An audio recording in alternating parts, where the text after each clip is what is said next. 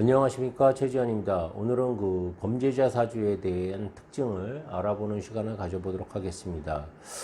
제가 그 경찰 현직에 있을 때 제가 또 다양한 또 이력을 좀 갖고 있습니다. 그래서 제가 이제 피의자들을 데리고 오면 피신이라고 하죠. 피의자 신문 조서라는 걸 봤습니다.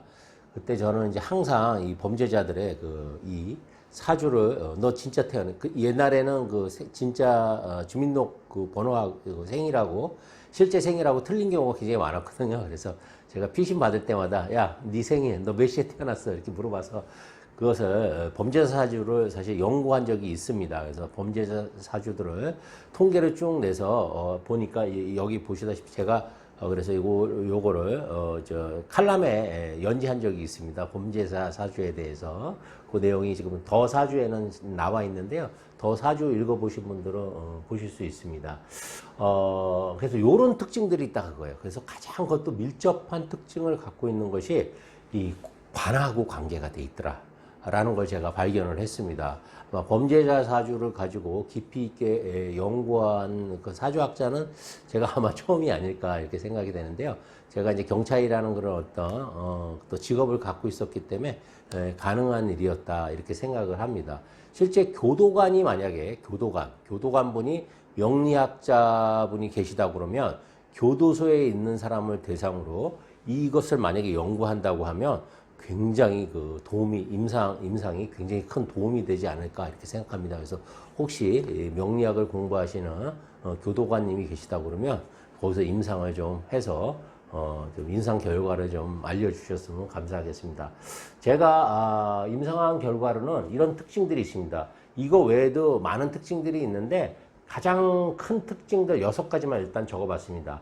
첫 번째가 관고사주입니다. 관고라는 것은 관이 지장간 속에 들어있다라는 거거든요.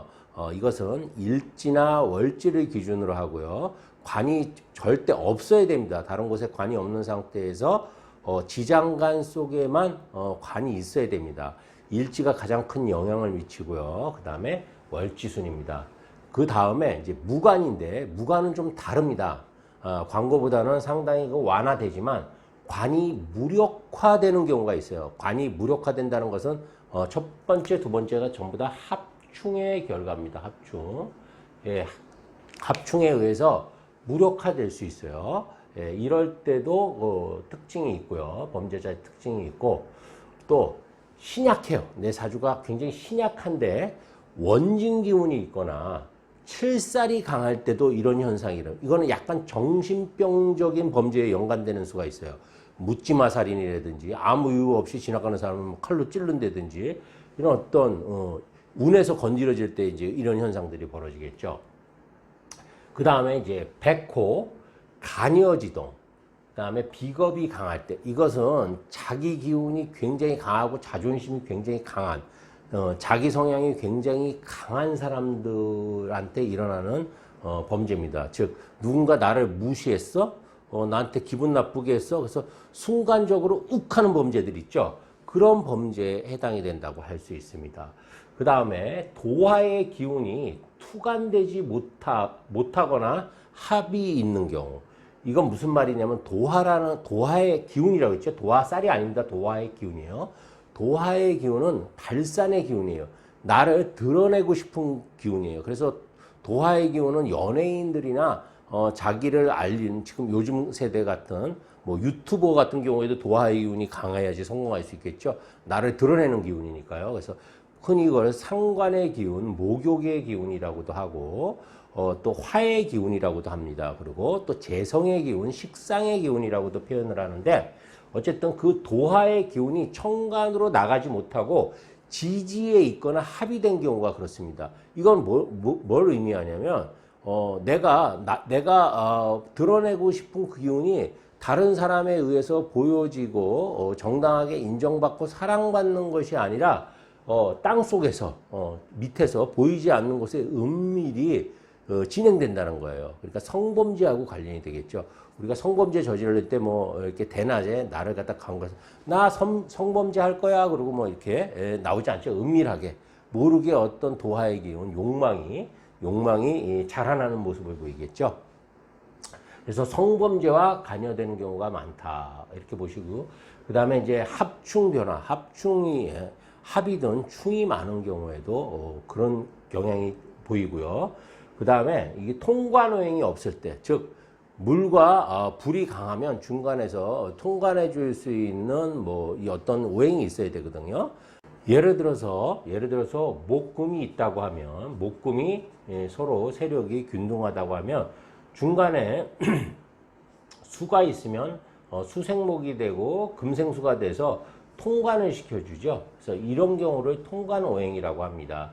또 뭐 화하고 수가 있다고 하면 중간에 목이 있으면 되겠죠. 그러면 수생목이 되고 목생화가 되니까 중간에서 이렇게 교류를 통관을 시켜줄 수 있는데, 이렇게 통관이 되지 않고 바로 부닥치다 보면 전쟁이라고 이렇게 표현합니다. 그렇게 되면 성질이 욱하는 성질이 나와요. 그래서 이것도 순간 범죄 같은 거에 연루가 될 가능성이 굉장히 높겠지요. 그래서 우리가 이런 특징들이 한 가지만 있을 때 벌어지는 게 아니라 이것들이 최소한 두세 개가 겹쳐지는 사주들이 있어요. 그걸 이제 가중되고 중첩된다고 표현하는데, 그럴 경우에 이 범죄 사주의 특징이 나온다. 이렇게 보실 수 있습니다. 그래서 우리 대표적인 범죄자, 부녀자를 무려 20명이나 살해한 흉악범 유영철이의 사주인데요. 여기 보면 간여지동이 있죠. 간여지동에다가 백호살이 있죠. 여기에 해당이 되네요. 백호가 있고 또 간여지동이 있고, 간여지동, 백호와 간여지동이 있죠. 그리고 이 사주는 또 관이 없습니다. 예, 목이 없으니까 무관이죠. 무관인데 광고에 또 해당이 됩니다. 광고 사주. 그러니까 몇 가지가 벌써 해당이 되는 거예요.